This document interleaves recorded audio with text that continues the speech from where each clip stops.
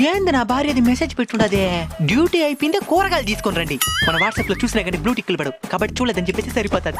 ఏంటి ఇంకో మెసేజ్ కూడా పంపించుండదే, మీ ఫ్రెండ్ ఎవరు సుమిత్ర అంట, ఎలా ఉన్నారో అడిగినాను చెప్పమనింది. సుమిత్ర ఎవరా?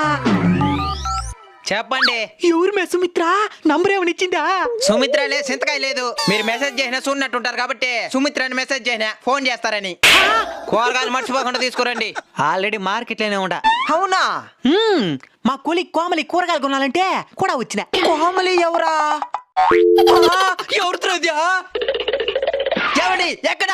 నువ్వెక్కడా? కూరగాయల మార్కెట్ లో. కోమలిలా కొలిగిలే ఊరికే చెప్పిన. ఎడదిరి మార్కెట్కి వెళ్ళిపోయినావు కాబట్టి కూరగాయలు కొనుక్కొచ్చాయి. భయంగా ఉండదా? నాకేం భయమో, ఇక్కడ మా కొడుకు నరేష్ ఉన్నాడు కానీ వాడితో కూడా నడుచుకుంటూ వచ్చేస్తాం గాని. కొంపలు కుల్లరైపోయి మరకుడదా? ఎవడండి నరేసా? నరేష్ లేదు, సురేష్ లేదు, ఊరికడ చెప్పినే. కూరగాయలు కొంటాను, మీరు మోసుకరండి.